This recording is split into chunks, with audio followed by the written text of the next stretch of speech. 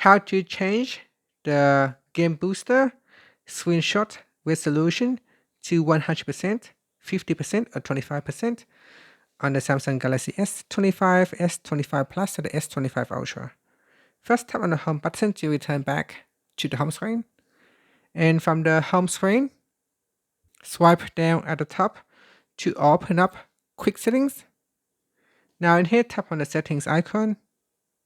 Next, we then scroll down and then tap on Advanced Features. From here, scroll down to the bottom and tap on Game Booster Settings. Now scroll down and in the Screenshot section, tap on Screenshot Resolution. From here, you can select 100%, 50%, or 25%. And that's it. After that, you can tap on the back key or tap on the home button to return back to the home screen.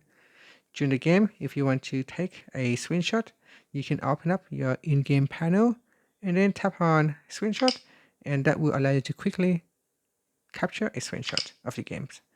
Thank you for watching this video. If you find it helpful, please like and subscribe to my channel for more videos.